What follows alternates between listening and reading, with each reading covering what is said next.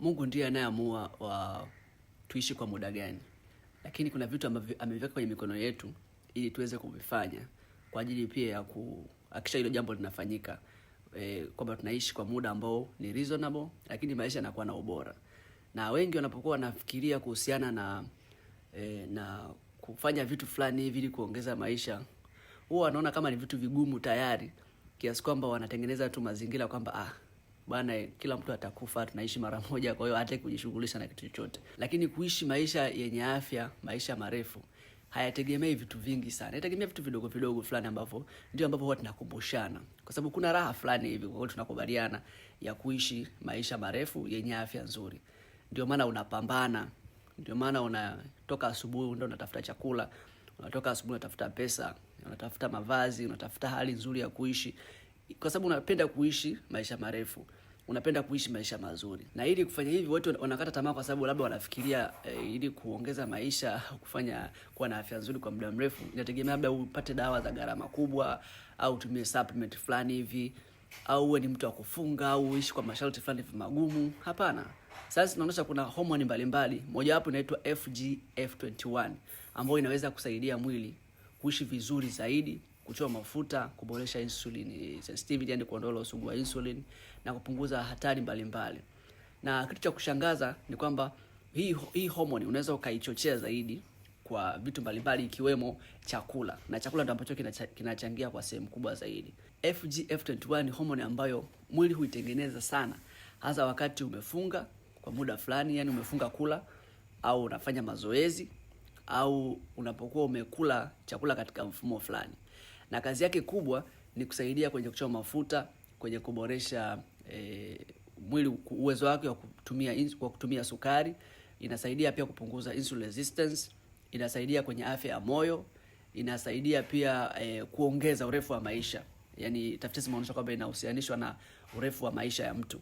Na kwa lugha rahisi tunaweza tukasema hii FGF21 hormone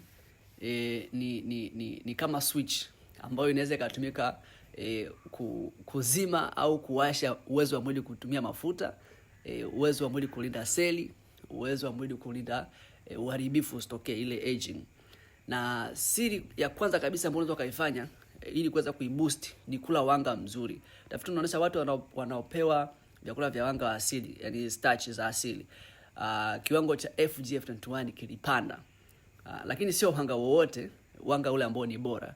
Kwa mfano wanga ambao unaweza kaupata kwenye vitu kama maharage, kwenye vitu kama dengu, kwenye kunde, kwenye zichoroko na nafaka ambazo hazijakobolewa, kwenye viazi, kwenye ndizi, kwenye magimbi, kwenye mtama, kwenye uwele, vitu kama hivyo. Kwa nini? Kwa sababu kwenye hivi vyakula vya asili vya wanga vinakuwa na nyuzi lishe au fibers au tembo unasema, ambazo fibers kama ambavyo tumejifunza kwenye masomo yaliyopita nadhani jana, kwamba fibers zinasaidia kulisha bakteria wazuri tumboni ambao wanatengeneza kitu tunakiita butyrate, ambapo butyrate pia inasaidia kuongeza FGF21.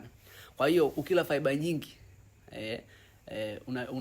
unakuwa umesaidia kutibu mwili wako kwa ndani kwa kuboost hii hormone. Na kingine, kitu cha pili ni kwamba jitahidi kupunguza protini za kupitiliza, yani usile protini nyingi sana. Na hapa ndio ambapo wengi sana huwa wanakwama, yani wanakuwa hawajui. Watu wengi wanaamini kwamba ukila protini nyingi ni sawa na kuwa na afya zaidi. Lakini tafiti zinaonyesha kwamba protini nyingi kupita kiasi zinaweza kupunguza au zinashusha kiwango cha FGF21.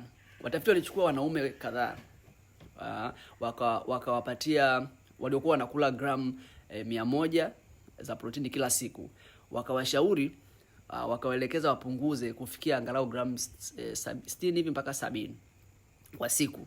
Matokeo yake yalikuwaje? Matokeo yake yalikuwa ni kwamba FGF21 iliongezeka sana kwa kupunguza hicho kiwango cha protini. Na kilichoshangaza zaidi ni kwamba walikuwa wanakula calories nyingi zaidi, lakini bado walipunguza mafuta mwilini. Umeona kitu kama hicho? Hii inakuwa inamaanisha nini? Kwamba walipokuwa wamepunguza zile kiwango cha protini kutoka kwenye gramu 100 kwa kwenye gramu 60 mpaka 70, zile mwili ulianza kuchoma mafuta vizuri zaidi kuliko hapo mwanzo.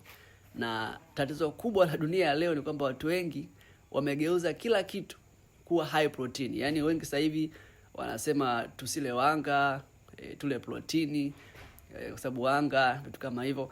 Lakini kwa sisi tunaambiwa tule high protein breakfast, high protein snacks, high protein shakes, high protein bars. Yaani high protein kila mahali. Lakini mwili hauhitaji maprotini mengi sana kiasi hicho kwa siku. Inakuwa ni mzigo kwenye mwili. Na tatizo sio protini tu, tatizo ni kiwango kikubwa kilichopitiliza cha hizi protini, hasa hizi protini za wanyama. Kwa nini hasa protini za wanyama? Kwenye protini za wanyama, tofauti wa protini za wanyama ni kuna amino acid moja hapo inaitwa methionine. Ambayo methionine ni amino acid au ni tofali la kutengeneza protini ambayo limehusianishwa na magonjwa ya kuzeeka na magonjwa mengine. Ambayo hii utaipata sana kwenye vyakula vya wanyama, hizi protini za wanyama. Kama vile nyama yenyewe, kuku, mayai, kwenye samaki utaipata, kwenye maziwa. Hii maziwa na product zake zote utazipata sana hiyo methionine. Tafiti zinaonyesha kwamba methionine nyingi zinaweza kuhusianishwa na kuzeeka, saratani, uzito mkubwa, usugu wa insulin. Lakini sasa kuna habari njema tu. Habari njema tu ni kwamba mimea ina methionine kidogo sana. Kwa hiyo ukila labda maharage, ukala njegele, ukala nini, ukala choroko, unapata kiwango kidogo sana cha hii methionine, tofauti na ukila hivi vyakula vya wanyama. Kwa hiyo ndio maana tunasema vyakula ambavyo vimetokana na mimea kwa sehemu kubwa ndivyo ambavyo vinatusaidia kuishi maisha mazuri, maisha marefu yenye tija.